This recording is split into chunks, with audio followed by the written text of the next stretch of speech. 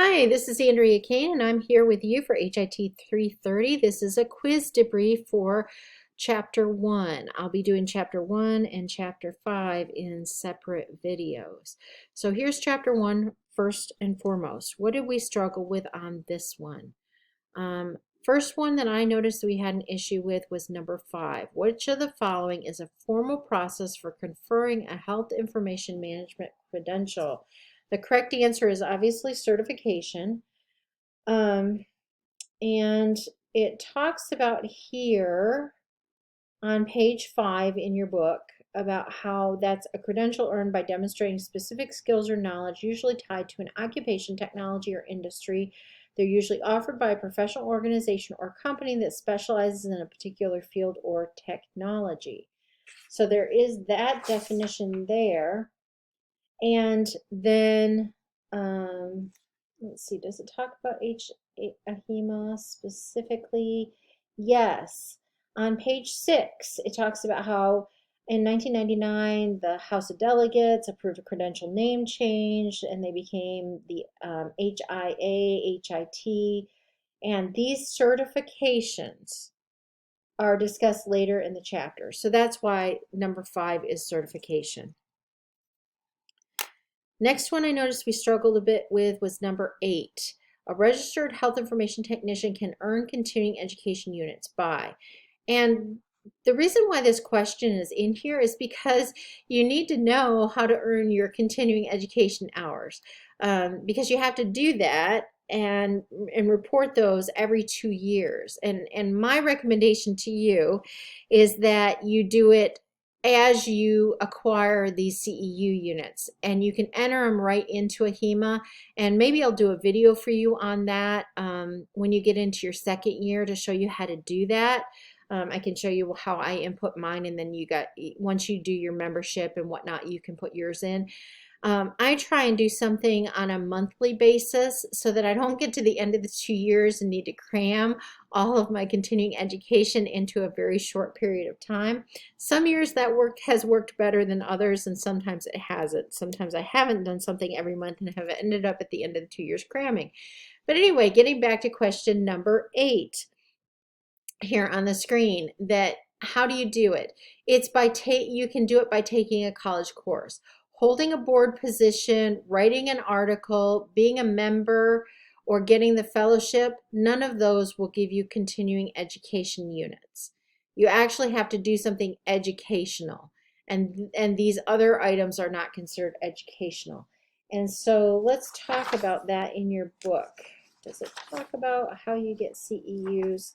It's been a while since I looked at this chapter. I apologize for that.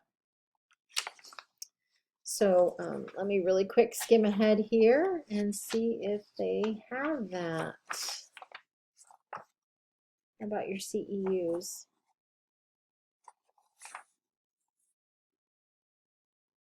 On page 14, it talks about CEUs and how we have to maintain our knowledge and skill base.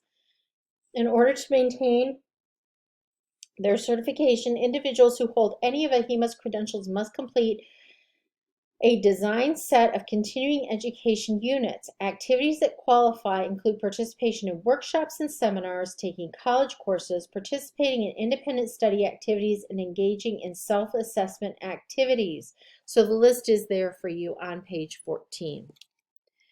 The next one I noticed we struggled with was number 9, right below it. Once someone has earned their RHIT credential, it is a lifetime certification. No, no, no. I wish it were. Wouldn't it be nice if it were?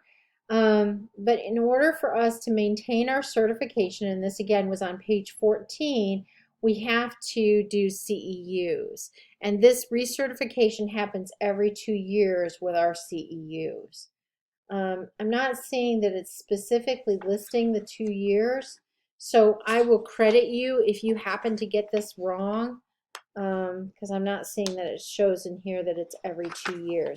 You have to pay your annual dues to be a member every year, but your recertification happens every 2 years.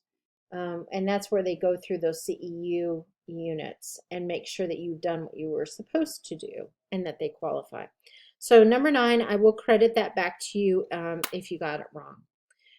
Next one I noticed that we struggled a bit with was number 14. Active membership is open to all individuals who are interested in AHIMA's purpose and willing to abide by the code of ethics. This is on page 9 in your book.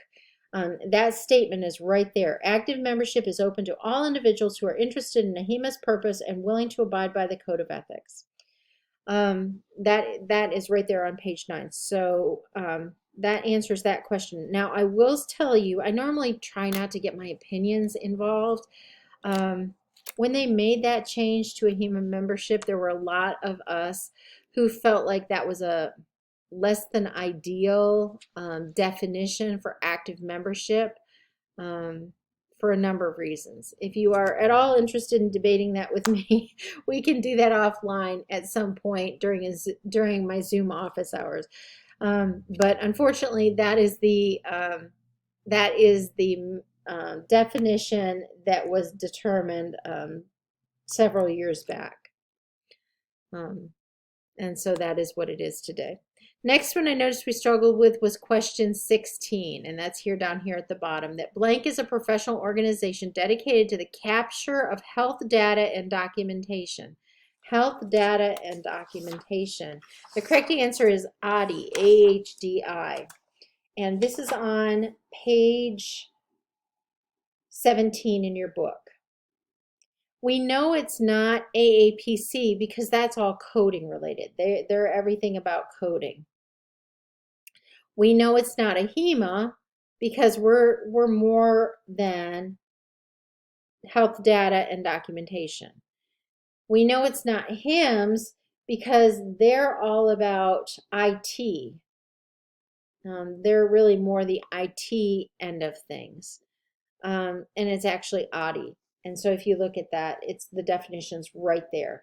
The Association for Healthcare Documentation Integrity is a professional organization dedicated to the capture of health data and documentation. So that's where that one came in. Alrighty, so that is chapter 1. I will credit anyone back for question 9 who got it wrong. And I will be back shortly to talk to you about chapter 5.